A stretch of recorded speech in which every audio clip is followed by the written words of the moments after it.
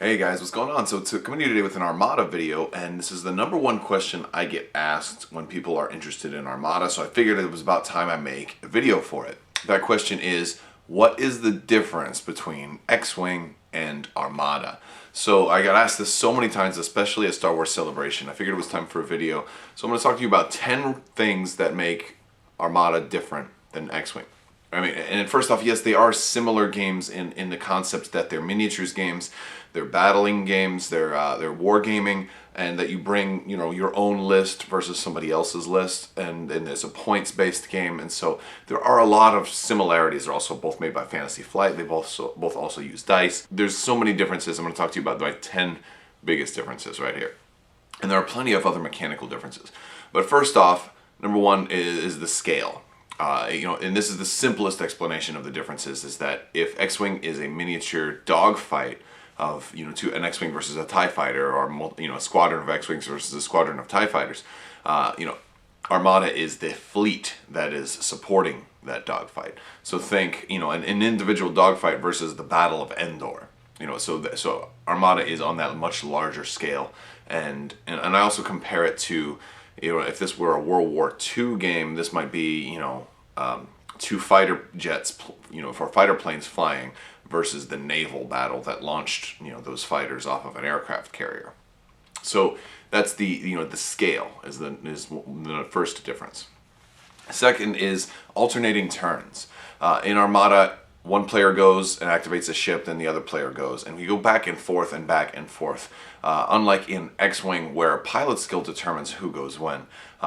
And so it's possible in X-Wing for one player to just go ship after ship after ship after ship before the other player can respond. So you can potentially get attacked 1, 2, 3, or 4 times in a row without being able to do anything in response to it.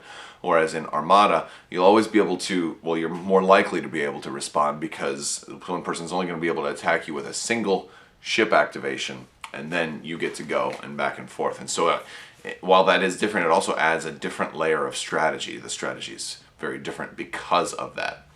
Third, and one of the biggest differences I initially noticed, is there's no defense dice in Armada. So in X-Wing you roll green dice, and it can be very, very frustrating sometimes when all you need is that one evade and you all roll 5 green dice and they're all blanks. And so in Armada, defense is done with tokens, and you have a limited number of time you can use them.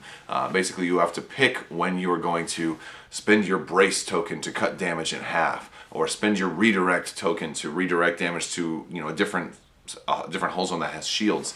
And so you have to be very judicious in when you use these, because if you're getting attacked enough times in one turn, you may not have your token available when you need it later. So there's a lot more decisions to make, and so some people tend to prefer things that are at least half of the randomness is locked out, and it's set in stone as more of a strategic option.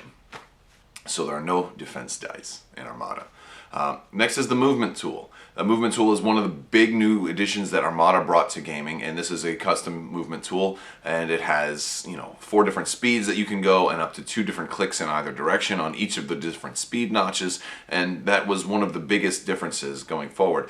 If you play X-Wing, the movement for these ships is similar in some ways to how the huge ships move, and that they're not moving as fast or as far as something like the Millennium Falcon is moving, especially after it boosts. But what they are doing is they're moving slower and more lumbering, and they swing their butt around. So you're not going to be able to just make a hard 90-degree turn very easily, although there are some ships that can be more maneuverable than others.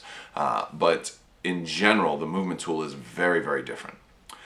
Next, hull zones. So in Armada, you don't just attack another ship, you attack a specific hull zone. So I might be attacking your side or your front or your rear. And so, whereas in X-Wing, I'm just attacking that ship. So where, the portion of your hull that you expose to your enemies is significant, as opposed to just, oh, he has a shot on me. In Armada, the question is, where does he have a shot on you? Or where does she have a shot on you? So it's very important, to think about where you're facing and your orientation, not just for where you can attack, but where you can be attacked. And also, I think to go along with that one, there's shields on every different hull zone, and they all have different values, and they all, there's different strengths and weaknesses on those different hull zones, and they're all kind of located on the ship base itself, so you don't have shield tokens. But that's a 2-for-1. Those are both in one. Okay, another difference is that you shoot first and then move. And this is a big one because it's just the exact opposite. In X-Wing, you move and then shoot, but you'd be surprised at how significant that difference is, and it adds a tremendous difference as far as the strategy that you bring into the game. And so for a lot of X-Wing players, it takes them a little while to commit that to their memory and to not make that mistake. And it's easier to do it when you're playing, but when you're planning what you're going to do next turn, a lot of people will say, oh, I was still thinking X-Wing, and so I forgot, and then they end up putting themselves in a bad position. So that's a big thing. And in addition to shooting first, each ship can shoot twice. So that's a different thing. But you can't shoot twice from the same arc. Remember I talked about you have different hull zones. Each of those hull zones has their own firing arc, so you can shoot out of your front and out of your side, but not twice out of your front. So you can shoot twice out of two different. So you can maybe, I got this guy over here and this guy over here. I'll take a shot at each of them. Next is that you have a doubly large map size. So instead of the 3x3, you play on a 6x3. So this is two of the playmats together. It can be a little more difficult to find a table that is accommodating to that. However, for casual games, you can play on whatever surface you want. For a league or a tournament or any official capacity game, it's going to be a 400-point game that's on a 6x3 playmat. And this is, a lot of the objectives that you have factor into this. And it's just, you have so much more stuff than you do in X-Wing that if you only played on a 3x3, which you can do if that's all you have, but then everything becomes very predictable because you will generally always all converge in the middle. Next is you do have a higher initial cost for buying into the game. The core set for Armada MSRP is at $100. And so a lot of people are very deterred from the game because of that. And while that's not really a difference in the gameplay, it's definitely a difference that matters as far as why there are less people playing Armada. If it were cheaper, I'm sure there would be a ton more people playing it. And that's just, the best thing I can tell you is try to find a deal, try to find it from, or wait for it to go on sale. Or sometimes you can get lucky and pick up a copy of somebody who's selling their collection. Although there's not too many people selling. I mean, it looks like the game is growing right now, but it is a tougher buy-in than for X-Wing. The next thing, and as a counter to the fact that it has got a tougher buy-in, is that it has smaller waves. So whenever a new wave of expansions comes out, lately they've been coming out with 2-ship waves. Only 2 ships in a wave. And so it makes it much easier to get everything that comes out because you're not being bombarded with 4 new ships you have to buy every 2 months, and plus, the intermediary waves or an Aces pack or all these other things. Generally, there's much less product that you have to buy to remain competitive in Armada. There are only 5 waves out right now, and 3 of them have only had 2 ships. Sometimes there are squadron packs that will come out also, but generally, your cost of keeping up with the game is less, so it kind of balances out. Unless you're like me and you want to buy like 3 of every ship. So, yeah. And then lastly, there's no Scum faction. People have asked that a lot if there was Scum and Villainy, and while they are represented in the game, they are not their own faction. There's a Rogues and Villains pack which has squadrons that represent both the bad Scum and the good guy Scum, and they are each put into their respective factions. Good guys go to the Rebels, bad guys go to the Empire.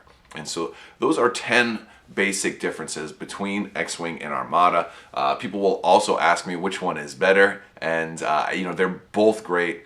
People ask me which one's better for ages. My favorite is Armada right now, at least, and it has been for a little while, but it used to be X-Wing. Who knows what it'll be next year? It might be Imperial Assault next year, because I kind of have phases where I really want to play Armada right now because this last wave was great, and then something new will come out for X-Wing. Like when the Sea Rocket comes out, I'm going to be playing a lot of X-Wing Epic format because I really like that format, and I like having lots of big nasty ships on the board. As far as ages, if you have kids and you want to get them in, I think X-Wing is a little bit easier for younger children. So children maybe under 10 would probably have an easier time with X-Wing. Children over 10 might be able to get into Armada, but I have found that Armada's got a little bit more rules and it takes a little bit more time to get comfortable with it, whereas X-Wing is a slightly bit more straightforward, especially just the core set where you're just moving and shooting, moving and shooting, moving and shooting. There's a little bit more to it in Armada, so I would suggest make maybe 12 and up for Armada. But easier, it depends on the parents too. If you're a really good teacher and you're very patient, you can probably scale that back. And it's going to depend on your own children as well. But this has been my breakdown of X-Wing versus Armada, kind of giving you the differences of how Armada is different than X-Wing. Thank you guys so much for watching. And if you haven't already, please subscribe. Check out Crabbok.com. I do some blogging there. And leave me a comment and like this video. Thank you so much. Have a wonderful day.